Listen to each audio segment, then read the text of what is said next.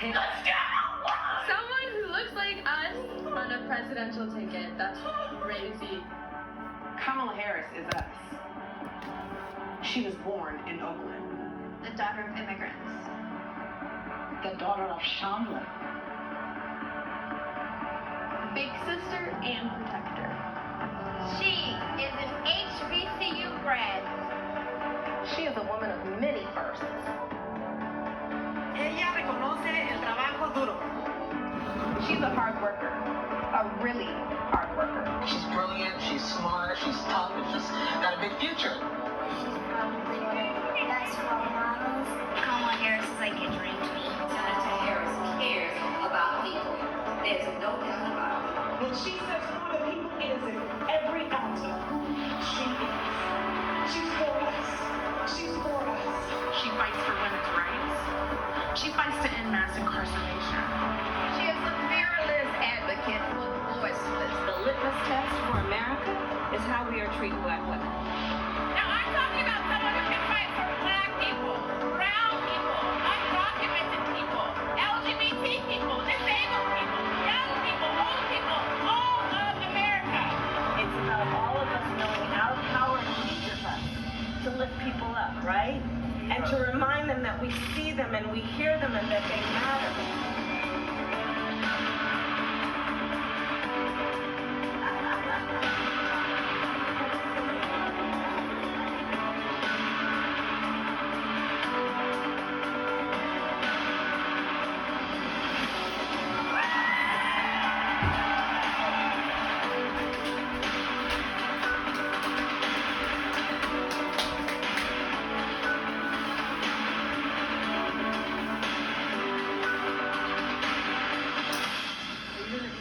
President of the United States?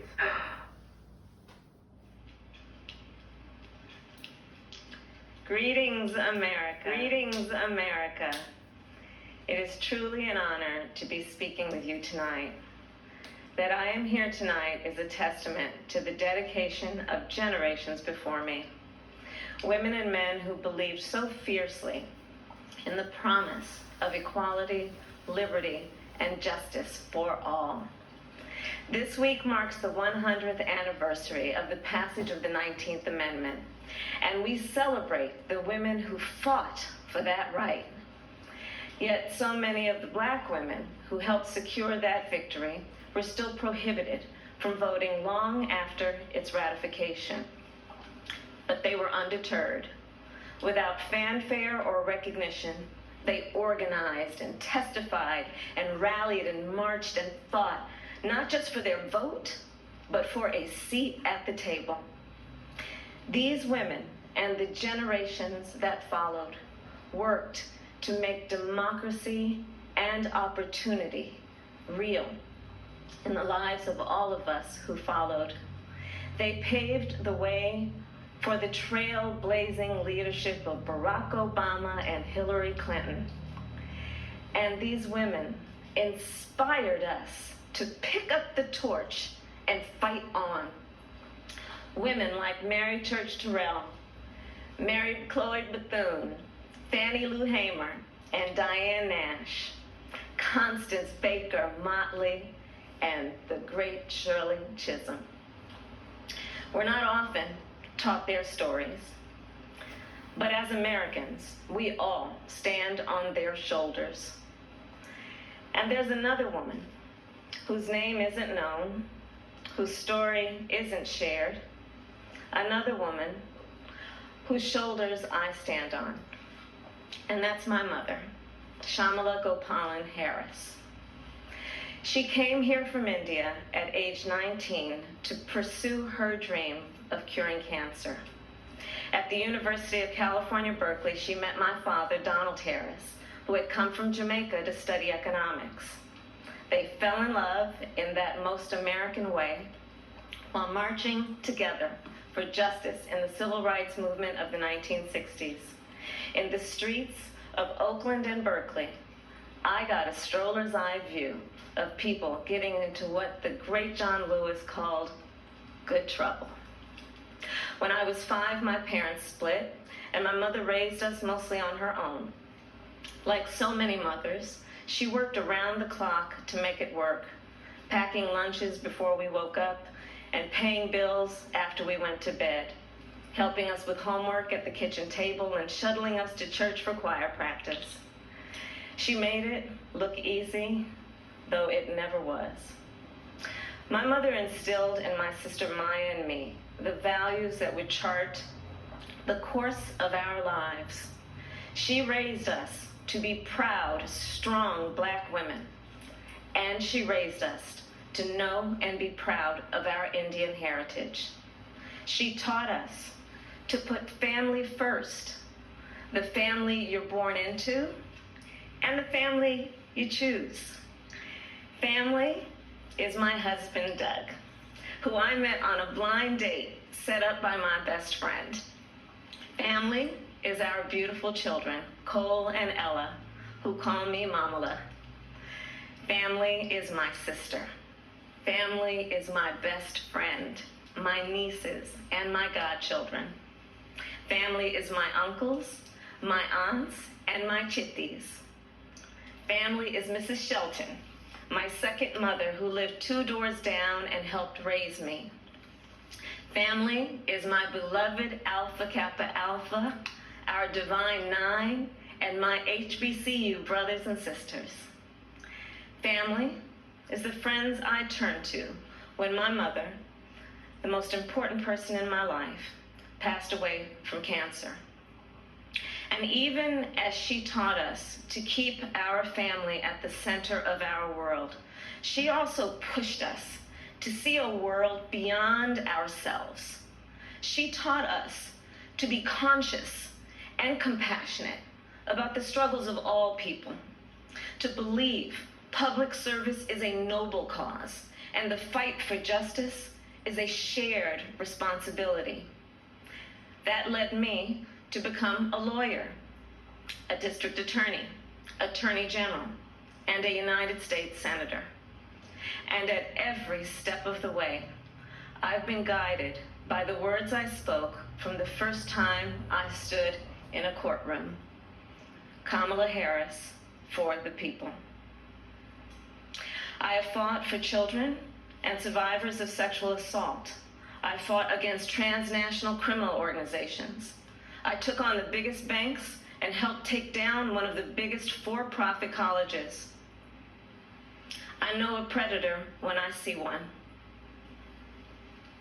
My mother taught me that service to others gives life purpose and meaning. And oh, how I wish she were here tonight, but I know she's looking down on me from above. I keep thinking about that 25-year-old Indian woman, all of 5 feet tall, who gave birth to me at Kaiser Hospital in Oakland, California. On that day, she probably could have never imagined that I would be standing before you now and speaking these words. I accept your nomination for Vice President of the United States of America. I do so committed to the values she taught me, to the word that teaches me to walk by faith and not by sight, and to a vision passed on through generations of Americans, one that Joe Biden shares, a vision of our nation as a beloved community, where all are welcome, no matter what we look like, no matter where we come from, or who we love. A country where we may not agree on every detail, but we are united by the fundamental belief that every human being is of infinite worth, deserving of compassion, dignity, and respect. A country where we look out for one another, where we rise and fall as one, where we face our challenges and celebrate our triumphs together. Today, that country feels distant. Donald Trump's failure of leadership has cost lives and livelihoods. If you're a parent struggling with your child's remote learning, or you're a teacher struggling on the other side of that screen, you know what we're doing right now is not working. And we are a nation that is grieving the loss of life, the loss of jobs, the loss of opportunities, the loss of normalcy, and yes, the loss of certainty. And while this virus touches us all, we gotta be honest, it is not an equal opportunity offender. Black, Latino, and Indigenous people are suffering and dying disproportionately. And this is not a coincidence. It is the effect of structural racism, of inequities in education and technology, healthcare and housing, job security and transportation, the injustice in reproductive and maternal health care, in the excessive use of force by police, and in our broader criminal justice system. This virus, it has no eyes, and yet it knows exactly how we see each other and how we treat each other. And let's be clear, there is no vaccine for racism. We've got to do the work. For George Floyd, for Breonna Taylor, for the lives of too many others to name, for our children, and for all of us. We've got to do the work to fulfill that promise of equal justice under law. Because here's the thing, none of us are free until all of us are free. So we're at an inflection point.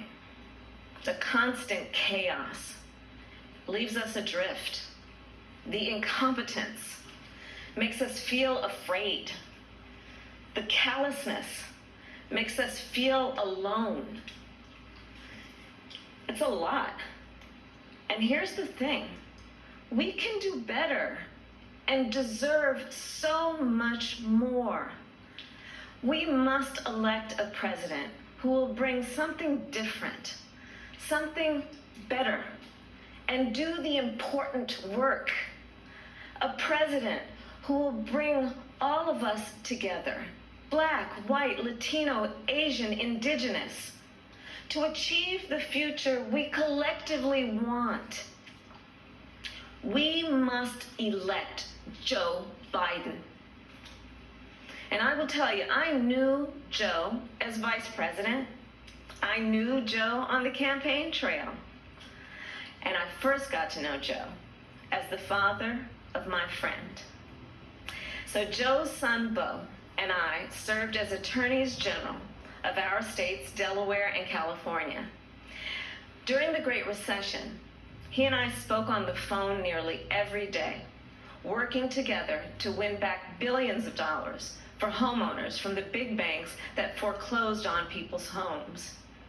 And Bo and I, we would talk about his family, how as a single father, Joe would spend 4 hours every day riding the train back and forth from Wilmington to Washington.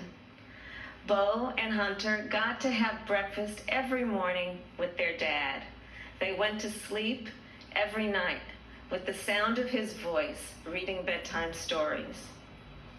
And while they endured an unspeakable loss, those two little boys always knew that they were deeply, unconditionally loved. And what also moved me about Joe is the work that he did as he was going back and forth.